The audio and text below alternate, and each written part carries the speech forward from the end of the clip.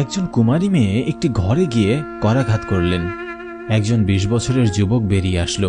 অতঃপর মেয়েটি বলল, আমি মাদ্রাসায় যাচ্ছিলাম, পথের মধ্যে আমার সঙ্গীদের হারিয়ে পথ ভুল করে এখানে এসেছি, আমাকে পথ দেখিয়ে দিলে অনেক কৃতার্থ হব। যুবকটি বলল, আপনার গন্তব্য তো এখান থেকে অনেক দূর, আপনি একেবারে পরিত্যক্ত এলাকায় চলে এসেছেন, আজকে এ সময়ে বাড়ি পৌঁছানো আপনার পক্ষে সম্ভব নয়। আপনি বরং আমার এখানে রাত্রি যাপন করুন, আগামীকাল আমি আপনাকে বাড়ি পৌঁছে দেব। মেয়েটি অনেকক্ষণ ভাবল, যুবকের কথায় সত্যিই যুক্তি আছে। এখন সন্ধ্যা নেমে এসেছে, উপায়ন্তর না পেয়ে মেয়েটি রাত্রি যাপন করার সিদ্ধান্ত নিল। ঘরে যুবক একা যুবতী মেয়েটিকে বলল, আপনি আমার বিছানায় ঘুমান, আমি অপর প্রান্তের সোফাতে ঘুমাবো। মেয়েটি অত্যন্ত ভীত হয়ে পুরো শরীর আবৃত করে বিছানায় শুয়ে পড়লেন।